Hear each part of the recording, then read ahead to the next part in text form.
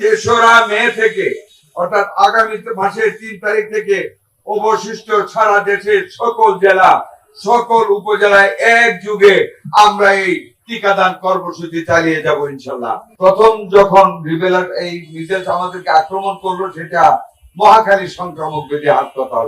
হঠাৎ করে 3 সপ্তাহ আগে শুনলাম একটা রোগী মারা গিয়েছে। রাতে তখন 1টা বাজে আমি গেলাম, আমার ডিজি প্রভাত সাহেব গেলেন, জাহিদ সাহেব গেলেন, আমাদের সচিব সেই দিনই না পরের দিন আমাদের সচিব সাহেবও গেলেন। রাত্রে গেলাম, রুগীটা কেন মারা গেল পাইলাম আইসিইউর অভাবে মারা গেল। একটা আইসিইউ এই হাসপাতালে আছে, ওইটা ওয়ার্ল্ড ব্যাংকের করা ছিল একটা প্রজেক্টের অধীনে, প্রজেক্ট বন্ধ, আইসিইউ বন্ধ। উপরে উঠলাম, সবাই দেখলাম কন্ডিশন ভালো, ডাক্তার দিতে হবে, কিছু রিনোভেট করতে হবে। 18 ঘন্টার ভিতরে আমরা সেই আইসিইউ আল্লাহর মধ্যে চালু করেছি। এরপর থেকে আমাদের ওইখানে আর কোনো অসুবিধা হয় নাই। তারপরে যে দুঃখজনক রিপোর্টটা রাজশাহী 11 দিনে 33টা বাচ্চা আমার মারা গেছে, আমার কলজা ভাইটা গেছে খবর। ওইখানে আইসিইউ আছে, ভেন্টিলেটর নাই যেটা দিয়ে অক্সিজেন দিতে হয়। দুর্ভাগ্য সেইখানে যে পরিচালক নন ডাক্তার না ডাক্তার সেনাবাহিনী যাই হোক যে আছে, আমাদেরকে সঠিক সময় জিনিসটা জানাতে জানাতে ভুল করতে করতে আমার 33টা বাচ্চা মরে গেছে। আমরা অত্যন্ত দুঃখিত। সাথে সাথে আমার জিএম সাহেব, ডিজি সাহেব, আমাদের সচিব 5টা ভেন্টিলেটর সহ আমরা রাজশাহীতে পাঠিয়েছি, ভেন্টিলেটর সরবরাহ করেছি, সমস্ত নির্দেশনা দিয়ে এসেছেন। আলহামদুলিল্লাহ এখন ভালো চলতেছে। এরপরে আমাদের আর প্যানিক ভাবে আর কোনো মৃত্যুর ঘটনা ঘটেনি।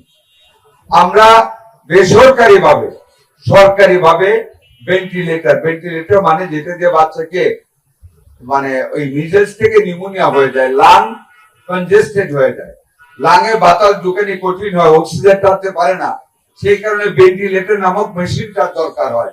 সরকারি ভাবে সেটা কিনা একটু সময় ব্যাপার, যে কারণে আমরা প্রাইভেট এন্টারপ্রেনিয়রদের কাছ থেকে অনেকগুলি ভেন্টিলেটর পেয়েছি, সরবরাহ করেও আমাদের হাতে এখনো স্টক আছে আল্লাহর মধ্যে, আমরা ফেস করে যাচ্ছি। আমরা দেখুন আমাদের কাছে এই ভ্যাকসিন নেই। 604 কোটি টাকা করোনাকালীন অব্যয়িত টাকা ভ্যাকসিন কেনার জন্য মিস আমাদের ফ্লাওয়ার ফুল লাইক ফ্লাওয়ার ওনাকে অনুরোধ করেছি, ওনারা প্রস্তুতি নিচ্ছেন আমাদেরকে এই মিজেলসের ভ্যাকসিন দেওয়ার জন্য। কিন্তু অবস্থা আরো যখন খারাপ হয়ে গেল, she came forward, গ্যাভি নামক একটা সংস্থার কাছে 2,19,00,000 ডোজের এই ভ্যাকসিনটা আছে।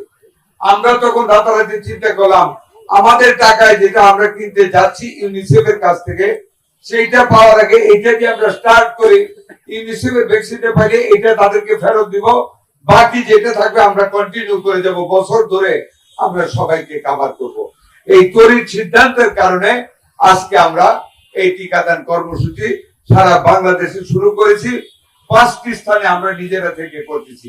এখানে আমি এবং ডিজি সাহেব আসলাম, কক্সবাজারে আমাদের স্বরাষ্ট্রমন্ত্রী দিচ্ছেন, জয়দেবপুরে আমার স্বাস্থ্য, গাজীপুরে স্বাস্থ্য প্রতিমন্ত্রী গিয়েছেন, আমাদের পাবনাতে গেছেন কে, সচিব সাহেব পাবনাতে গিয়েছেন। প্রতিদিন এই কাজটা আমাদের চলবে। আমরা কাদেরকে দিচ্ছি 6 মাস থেকে 59 মাস, 5 বছরের নিচে।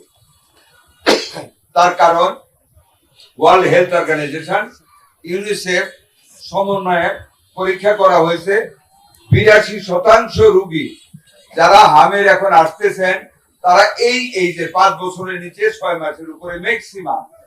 কাজে আমরা টার্গেট করেছি সর্বপ্রথম এই গ্রুপটাকে 6 মাস থেকে 59 মাস, 5 বছরে 1 মাস কম, এটাকে আমরা সম্পূর্ণরূপে কভার করবো টিকা নিয়ে।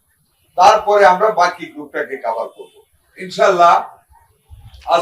আজকে থেকে আমাদের শুরু হচ্ছে। এর মধ্যে কিছু প্রবলেম ছিল, আমরা সেই প্রবলেমগুলি আমরা মিট আপ করেছি।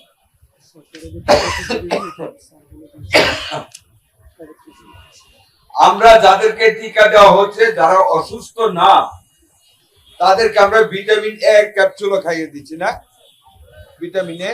যারা এখন অসুস্থ টিকা দেব না, কিন্তু তারা ভিটামিন এটা পাবে। বুঝাইতে পারছি আপনাদেরকে? অর্থাৎ সকল গ্রুপ ভিটামিন এটা পেয়ে যাবে। তো যারা অসুস্থ তারা পাবে, আর যারা অসুস্থ আর কি, রুটিন যে ভিটামিন এ সেটা চলমান আছে। ভিটামিন এ যেটা আমাদের মানে অলরেডি চলছে, এটা চলমান থাকবে। আর এখন যারা অসুস্থ তাদের তো ভিটামিন এ দেওয়া হবে, আর ইনজেকশনটা দেওয়া হবে 6 মাস থেকে 5 বছর পর্যন্ত, 1 মাস কম 59 মাস পর্যন্ত সবাইকে দেওয়া হবে। আজকে থেকে আমাদের 18টি জেলার 30টি উপজেলায় এই কার্যক্রম শুরু হয়েছে। তার কারণ ওয়ার্ল্ড ব্যাংক এবং ইউনিসেফ আইডেন্টিফাই করেছে, নির্দিষ্টকরণ করেছে ওই 18টি জেলায় এবং 30টি উপজেলায় এই হামের প্রাদুর্ভাবটা বেশি। যে কারণে আমরা টার্গেটেড ওয়েতে আমরা নির্দিষ্টকৃত ভাবে ওই 30টা উপজেলায় আজকে থেকে আমরা পুরো দমে আমরা এই ভ্যাকসিনেশনটা শুরু করে আমরা শেষ করব। পর্যায়ক্রমে সারা বাংলাদেশকে আমরা কভার করে নেব। আচ্ছা, পরবর্তী যেটা আমাদের কর্মসূচি 12ই এপ্রিল থেকে ঢাকা দক্ষিণ ও উত্তর সিটি কর্পোরেশন, ঢাকা দক্ষিণ উত্তর সিটি কর্পোরেশন 12ই এপ্রিল থেকে, ময়মনসিংহ এর বিশাল না, ময়মনসিংহ বরিশাল একই তারিখ থেকে শুরু। এটা কোনটা, বরিশাল ময়মনসিংহ এবং বরিশাল ওই 12 তারিখ থেকে আমরা শুরু করবো। অর্থাৎ এই মাসের 12ই এপ্রিল থেকে আর 7 দিন পর থেকে আমরা ঢাকা সিটি কর্পোরেশনের উত্তর দক্ষিণ ময়মনসিংহ এবং বরিশাল গ্রেটার এরিয়াতে ইনশাআল্লাহ আমরা টিকাদান কর্মসূচি চালিয়ে যাব। আমাদের সরকার, আমাদের মাননীয় প্রধানমন্ত্রী জনাব তারেক রহমানের গতিশীল নেতৃত্বে, বিচক্ষণতায় আমরা এই টিকাদান কর্মসূচিটাকে অনেকটা এগিয়ে আনতে সক্ষম হয়েছি। ওনার বিচক্ষণতা বা ওনার যদি এইরকম জনগণের প্রতি দৃষ্টি রাখা, স্বাস্থ্যের প্রতি দৃষ্টি রাখার যদি ঘাটতি থাকতো, আজকে এই কাজটা আমরা সফলভাবে করতে পারতাম না। কাজী আমি এই এলাকার যারা আমাদের দলীয় নেতৃবৃন্দ সবাইকে অনুরোধ করব, গ্রামের দিকে খেয়াল রাখবেন। আমাদের বাচ্চারা যদি হাম আক্রান্ত হয়, সাথে সাথে আমাদের মাননীয় প্রধানমন্ত্রীর নির্দেশ, আপনারা অভিভাবকদের বুঝিয়ে নিকটস্থ হাসপাতালে আপনারা পাঠিয়ে দেবেন, যাতে করে একটা সন্তান আমাদের এই অনাগত সময়ে যাতে মৃত্যুর কুলে ডলে না পড়ে, কোন মায়ের বুক যেন খালি না হয়। আপনারা সেই দিকে খেয়াল রাখবেন। মাননীয় সংসদ সদস্য এই ব্যাপারে আপনাদের সাথে যোগাযোগ রাখবেন, খেয়াল রাখবেন। 3রা মে থেকে অর্থাৎ আগামী মাসের 3 তারিখ থেকে অবশিষ্ট সারা দেশের সকল জেলা, সকল উপজেলায় একযোগে আমরা এই টিকাদান কর্মসূচি চালিয়ে যাব ইনশাআল্লাহ। প্রথমত আবার রিপিট করি, প্রথমত সবচেয়ে ভালনারেবল বিশ্ব ব্যাংক, বিশ্ব স্বাস্থ্য সংস্থা এবং ইউনিসেফের কাছে যেটা প্রতীয়মান হয়েছে, মিজেলস যেখানে আক্রান্ত বেশি, এরূপ 30টি উপজেলায় আজকে থেকে আমরা 18টি জেলার 30টি উপজেলায় কার্যক্রম শুরু করেছি। 4 তারিখ 12ই এপ্রিল থেকে আমরা ঢাকা দক্ষিণ এবং উত্তর সিটি কর্পোরেশন, তার সাথে ময়মনসিংহ এবং বরিশাল জেলাকে কভার করে দেব ইনশাআল্লাহ। 3রা মে থেকে বাংলাদেশের বাকি সমস্ত জেলা, সমস্ত উপজেলায় একযোগে আমরা আমাদের এই টিকাদান কর্মসূচি এবং ভিটামিন এ কর্মসূচি চালু থাকবে, চালিয়ে যাব। জনগণকে কভার করে আমরা আল্লাহর রহমত চেয়ে এই রোগের বিরুদ্ধে, এই প্যান্ডেমিকের বিরুদ্ধে, এই মিজেলের বিরুদ্ধে আমরা যথাযথ ব্যবস্থা গ্রহণ করে আমাদের বৃহত্তর জনগোষ্ঠীকে ইনশাআল্লাহ আমরা বাঁচানোর চেষ্টা করব।